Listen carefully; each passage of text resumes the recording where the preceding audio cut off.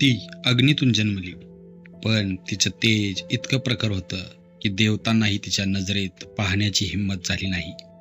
तिच्या पतिव्रतेने सूर्याचा गर्व मोडला, तिच्या शापानं देव थरथरले आणि तिच्या त्याग झाली एक अशी देवी जिच्या नावानं आजही पर्वत दुमदुमतात. ती आहे रेणुका माता. अग्निजा पतिव्रता, शक्ती आणि मातृत्वाचं मूर्त रूप, जिच्या गर्भातून जन्मला भगवान विष्णूंचा 6वा अवतार परशुराम. पण तिच्या आयुष्याची कथा फक्त मातृत्वाची नव्हे, ती आहे त्याग, क्षाप, प्रेम आणि पुनर्जन्माची.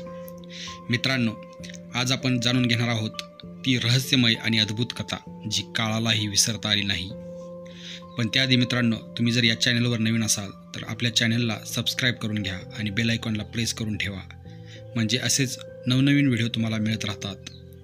चला तर आजच्या कथेला सुरुवात करूया.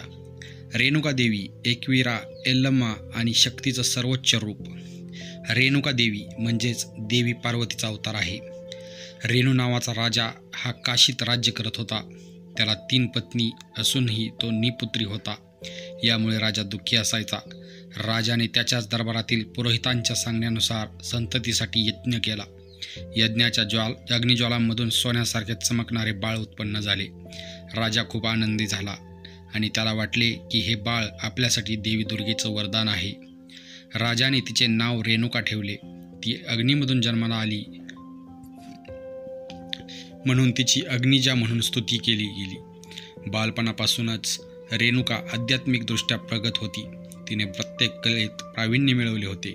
रेणुका दिसायलाही अतिशय सुंदर होती. पुढे महर्षी अगस्ती यांनी राजाला रेणुकेचा विवाह जमदाग्नी बरोबर करण्याचे सुचवले.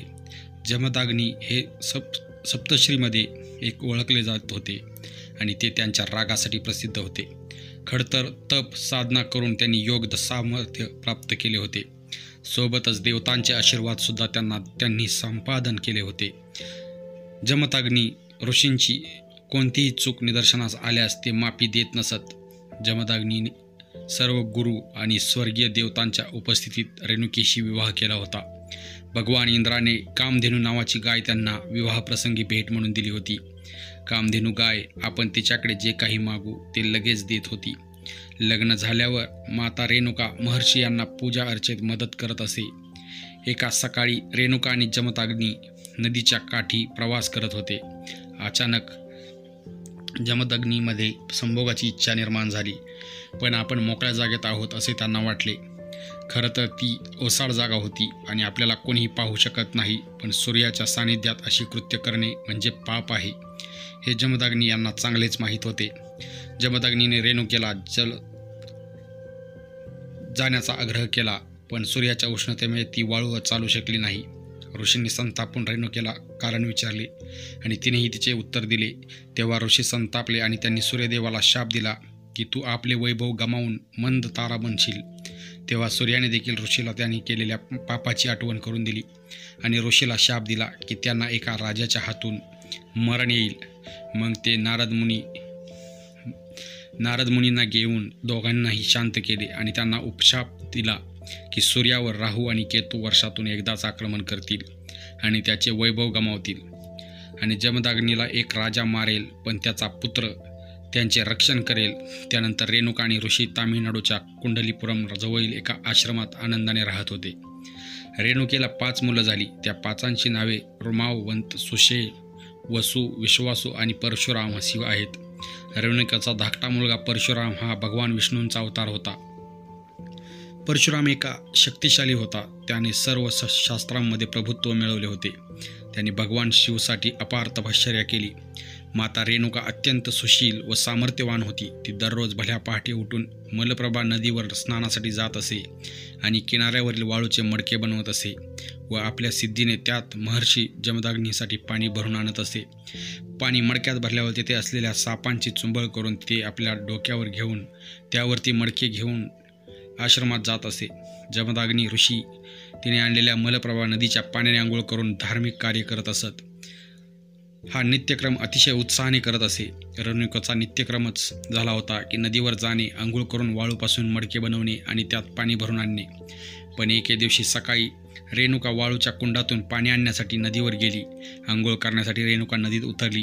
तिला तिकडे चित्ररथ नामक गंधर्व आपल्या प्रेयसीसोबत जलक्रीडा करताना दिसला. ते अतिशय मादक दृश्य पाहून माता रेणुका हरवून गेली. ती भानावर आली तेव्हा तिला झाल्या प्रकाराचा पश्चाताप झाला आणि त्यामुळे तिला उशीर झाल्याने तिने पटापट आंघोळ आटोपली. वाळूचे मडके बनवण्याचा ती प्रयत्न करू लागली, पण चित्त विचलित झाल्यामुळे ती मडके बनवू शकली नाही. सापाला पकडण्याचा प्रयत्न करता साप देखील अदृश्य झाला. तिला या गोष्टींचे कारण कळले आणि ती रिकाम्या हाताने आश्रमात जाऊ लागली. तिकडे ऋषी जमदाग्नी रेणुकेची बराच वेळ वाट पाहत होते. आपल्या पतिव्रता पत्नीला का उशीर झाला म्हणून शंकाकाल ऋषी जमदाग्नींनी अंतर्ज्ञानाने पाहिले.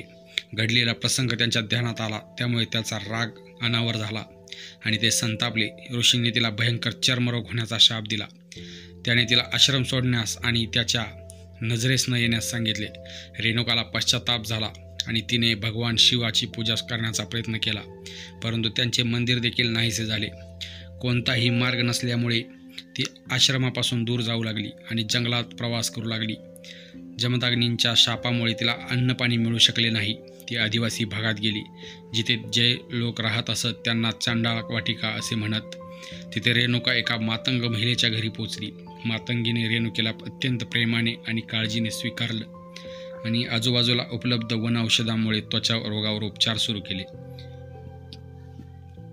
एके दिवशी रेणुका जंगलात जात असताना तिला एकनाथ आणि जोगनाथ हे 2 ऋषी भेटले, ज्यांनी रेणुकेला राजकुमारी म्हणून ओळखले आणि तिच्या वाईट परिस्थितीचे कारण विचारले. मग एकनाथ आणि जोगनाथ यांनी थोडा वेळ विचार केला आणि रेणुकेला एक अत्यंत कठोर विधी सुचवला. तिची स्थिती सुधारू शकणारे एकमेव भगवान शिव होते आणि त्यांनी तिला अत्यंत कठोर तपश्चर्या करण्यास सांगितले. रेणुका मातंगीच्या घरी ईशान्येला बसून तपश्चर्या करू लागली. मातंगी रेणुकेची पूजा करत असे.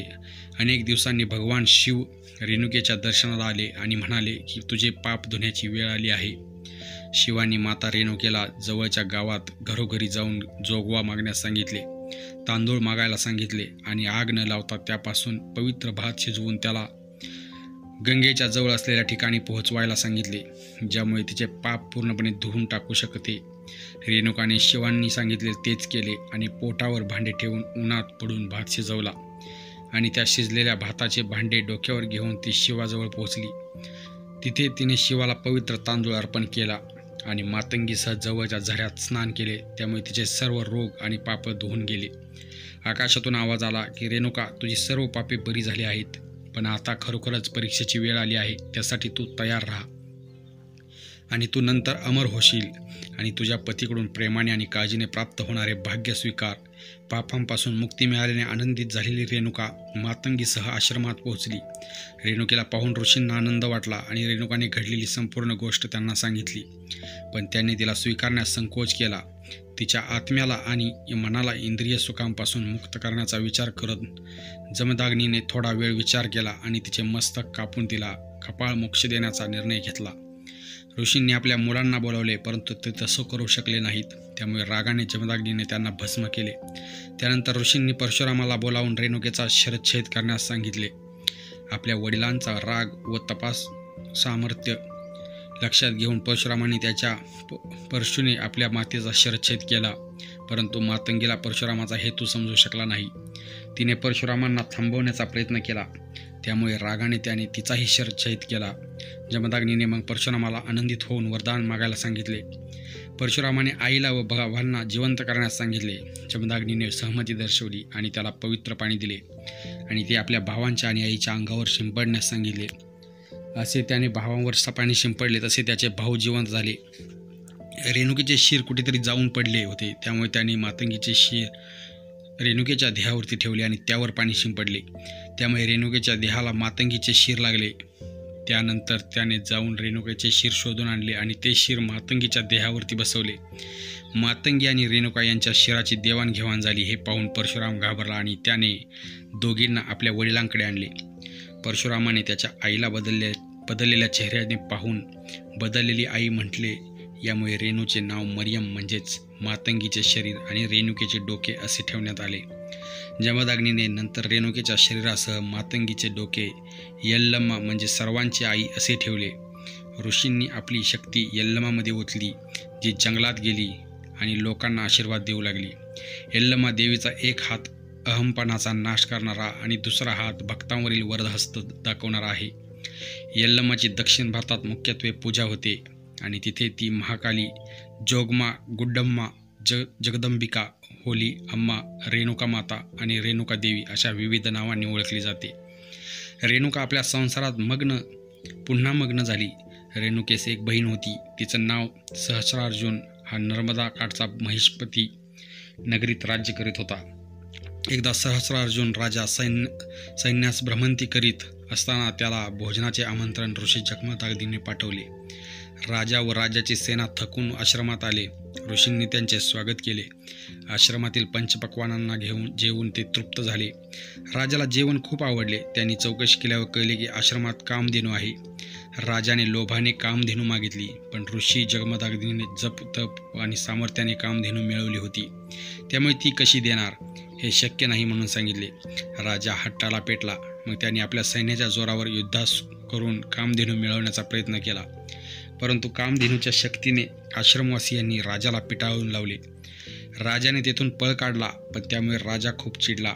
राजाचा झालेला पराभव त्याला सहन होईना म्हणून डाव धरलेल्या सापासारखा राजाने जमदग्नी ऋषींच्या आश्रमावर अचानक हल्लाबोल केला.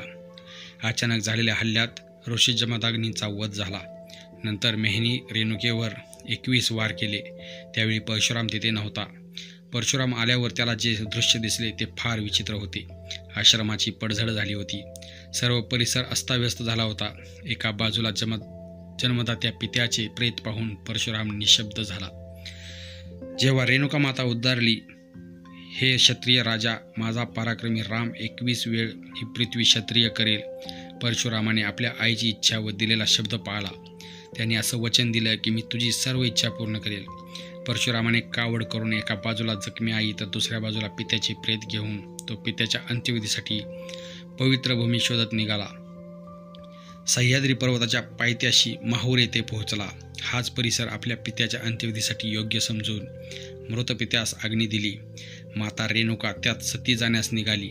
आपली माता आपल्याला सोडून सती चालली आहे हे परशुरामाला पाहावेना. तो फार दुःखी झाला. त्याला तो क्षण आठवला. वडिलांच्या सांगण्यावरून आपण आपल्या आईचे शिरच्छेद केले होते, पण वडिलांनी दिलेल्या वरामुळे ती पुनर्जीवित झाली. पण आत्ताचा प्रसंग वेगळा होता. आई रेणुका माता जखमी अवस्थेत होती आणि वडील मरणावस्थेत, आणि त्यात ही आई सती चालली होती. एकाच वेळी इतके दुःखद प्रसंग परशुरामावर आले होते. त्यामुळे तो व्याकुळ झाला. रेणुकेने आपल्या मुलाचे मन जाणलं. तिने त्याला खूप उपदेश केले. त्यामुळे परशुराम स्थिरावला. मातेच्या आज्ञेने त्यांनी पित्याचे चित्त अग्नी दिली. नंतर त्या चितेत आपली आई सती जाणार. हृदयभेदक तो प्रसंग पाहायला लागू नये म्हणून परशुराम तिथून दूर गेला. 6 दिवसांनी माता पित्याचे क्रियाकर्म करण्यासाठी माहूर येथे परत आला. प्रत्यक्ष दत्तात्रेयांच्या हस्ते श्राद्धविधी पार पडले. माहूर गडावरील प्राचीन मंदिरात रेणुका अर्थात एकविरा देवीची मूर्ती आहे. मातेची स्मृती म्हणून परशुरामाने ही मूर्ती स्थापन केली होती. आईला दिलेले वचन पूर्ण करण्यासाठी परशुराम शंकराकडे शस्त्र अस्त्र विद्या शिकण्यासाठी गेला. तिथे त्याने तलवार, धनुष्यबाण, भालाफेक, परशु चालवण्यात प्रावीण्य मिळवले आणि त्याने स्वबळावर सैन्य उभे केले आणि पहिले आक्रमण महिष्मती नगरीतील राजा सहस्रार्जुनावर केले. त्याच्या निष्पात करून इतर समाजद्रोही 20 राजांना त्याने पराभूत केले. आपल्या परशुरामाने प्रचंड पराक्रम केले आणि खऱ्या अर्थाने रामाचा तो परशुराम झाला. याच वेळी गणपती व परशुरामाचंही युद्ध झालं. परशुरामाची आणि श्रीरामाची भेट झाल्यावर परशुराम संन्यासी तपस्वी झाले. परशुरामाने जिंकलेली सर्व भूमी एका यज्ञात कश्यप ऋषींना अर्पण केली व प्राचीन मार्ग कोकणात उतरावा असा उतरला. त्या घाटात 2 तांदळा आहेत. एक परशुरामाचा तर दुसरा कोकण देवीचा. माहूर येथील डोंगरावर उंच जागी रेणुका देवीचे मंदिर आहे. देवळात जाण्यासाठी 12 पायऱ्या आहेत. पडून चढून जावं लागतं. गाभाऱ्यात तांदळा दगडातील शेंदूर चर्चित मूर्ती आहे. त्यावर चांदीचा टाप बसवला आहे. बैठकीवर सिंह कोरला आहे. देवीचे रूप उग्र स्वरूपातील दिसते. मंदिराच्या बाजूलाच महालक्ष्मी व तुळजाभवानी ही 2 मंदिरे आहेत. एका गौरीच्या शिखरावर श्री दत्ताचे स्थान आहे. मंदिरात दत्ताची एकमुखी मूर्ती आहे. बाजूला तीर्थ नावाचे कुंड आहे. तिथेच परशुरामाने आईवडिलांची अंत्यक्रिया केली असे सांगतात. रेणुका हीच परशुरामाची आई. तिचे दुसरे नाव एकविरा. आईच्या आठवणीने उंचंबळून आलेल्या मनाने परशुरामाकडे कपारीत बाण मारला. त्या ठिकाणी एकविरा देवी प्रकट झाली अशी आख्यायिका आहे. महाभारतात रेणुकेची उत्पत्ती कमलापासून झाली असे दिले आहे आणि अशा प्रकारे अग्नीतून जन्मलेली ती कन्या पतिव्रतेच्या तेजाने देवांनाही थरथरवणारी, आपल्या त्यागाने, शक्तीने आणि मातृत्वाने देवी बनली. माहूरच्या त्या पवित्र डोंगरावर आजही तिचं अस्तित्व जाणवतं, जिथे प्रत्येक वाऱ्याच्या झुळकीत तिचा आशीर्वादाचा स्पर्श मिळतो आणि प्रत्येक भक्ताच्या हाकेला ती येल्लम्मा, रेणुका माता म्हणून प्रतिसाद देते. ती फक्त कथा नाही, ती श्रद्धेचा प्रवास आहे. ती आईच्या प्रेमाचं रूप आहे आणि स्त्रीशक्तीचं सजीव प्रतीक आहे. मित्रांनो, तुम्हाला ही कथा कशी वाटली कमेंट करून नक्की सांगा. आणि अजूनही तुम्ही आपल्या चॅनलला सबस्क्राईब केलं नसेल तर आपल्या चॅनलला सबस्क्राईब करून घ्या, कारण अशाच वेगवेगळ्या कथा आपल्या चॅनलवर नेहमी मिळत असतात. चला तर भेटूया मित्रांनो अशाच नवीन कथेसोबत. धन्यवाद.